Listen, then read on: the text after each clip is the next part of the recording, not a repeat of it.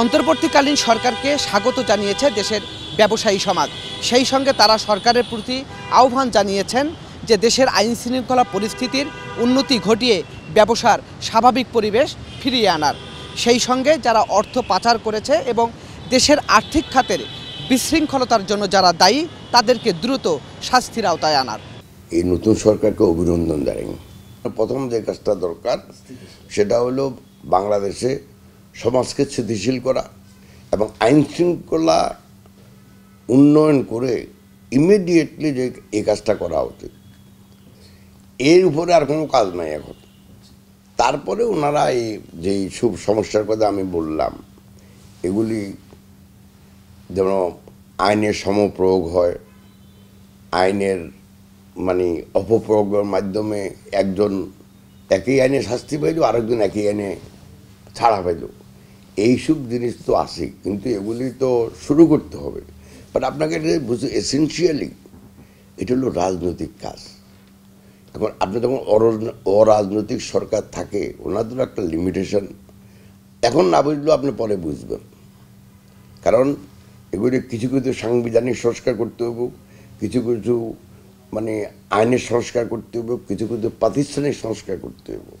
তো আপাতত ওনাদের যে কাজটা হবে যে সাংবিধানিক সংস্কার প্রাতিষ্ঠানিক সংস্কারগুলো যদি করে তাহলে পাবলিক তার জনকল্যাণ যে সেবাটা পাওয়ার কথা সে সেবাটা পাওয়া আরম্ভ করবে। এটা হলো ইমিডিয়েট প্রথম সমাজের স্থিতিশীলতা আনা।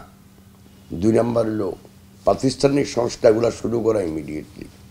প্রথম ওই জন্যই আমি বললাম যে স্থিতিশীলতা আসার সাথে সাথেই সাংবিধানিক প্রতিষ্ঠান যেগুলি আছে এগুলিকে এবং যে রাষ্ট্রীয় প্রতিষ্ঠান যেগুলি এগুলি সংস্কার করা, এগুলি করার জন্য ইমিডিয়েটলি আপনার আইনের দরকার হচ্ছে না, সংবিধান বদলানোর দরকার হচ্ছে না।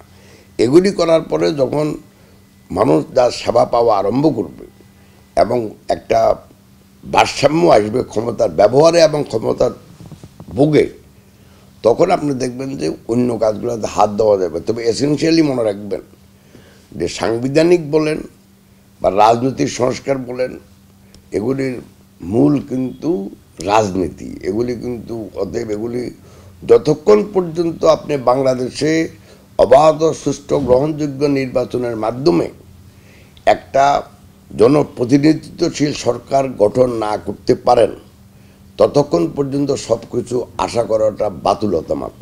সামাজিক ন্যায় বিচার চাই। আমরা চাই এই দেশ থেকে যারা টাকা পয়সা লুট করে নিয়ে গেছে তাদের বিচার হোক। আমরা চাই আর্থিক শৃঙ্খলা ফিরে আসুক, সামাজিক শৃঙ্খলা ফিরে আসুক। আমরা চাই স্বাধীন বিচার ব্যবস্থা। আমরা চাই আমরা যারা সাধারণ ব্যবসায়ী আছি তারা যেন হয়রানি মুক্ত ব্যবসা করতে পারি। আমরা কোনোভাবে ঘুষ দুর্নীতির পক্ষে নাই। আমরা চাই যত সরকারি অর্গানাইজেশন আছে সবগুলো রিফর্ম করা হোক এবং কোনোভাবে একটা নাগরিক যেন ঘুষ দিতে না হয়।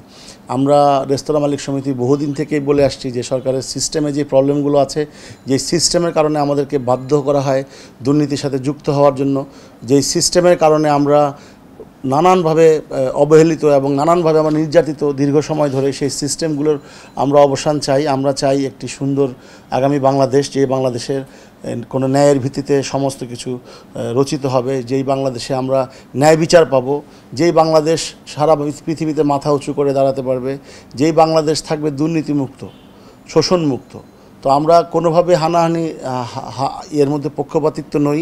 আমরা চাই সবার সাথে বসে সমস্ত রাজনৈতিক দল যারা আছে সবাইকে সাথে নিয়ে কিভাবে একটা সুন্দর আগামী বাংলাদেশ করা যায় সেটা নিশ্চয়ই সরকার তাদের দায়িত্ব নেওয়ার পর গ্রহণ করবে। এবং যারা দোষী, যারা সত্যিকারের লুটেরা, যারা সত্যিকারের দুর্নীতিবাজ, নট অনলি পলিটিশিয়ান, আপনি দেখবেন যে সরকারের যারা আজ্ঞাবহ ছিল, বিশেষ করে আমলাতন্ত্রে যারা বড় বড় অফিসার, আপনি এনবিআর থেকে শুরু করে আপনি দেখবেন যে সরকারের যত অর্গানাইজেশন আছে সবগুলাতে যেই পরিমাণ দুর্নীতি করেছে এই লোকগুলো যারা সরকারে ছিল, তাদের বিরুদ্ধে যেন একটা কঠিন ব্যবস্থা নেওয়া হয় এবং তারা যেন কেউ দেশ ছেড়ে পালাতে না পারে এবং তাদের প্রত্যেকের আয় ব্যয়ের হিসাব নেওয়া উচিত। সারা বাংলাদেশের সময় আসছে স্বাধীনতার পরবর্তী সময় থেকে এখন পর্যন্ত যারা দুর্নীতি করছে সমস্ত দুর্নীতিবাজদের হিসাব করে তাদের সম্পদ বাজেয়াপ্ত করা।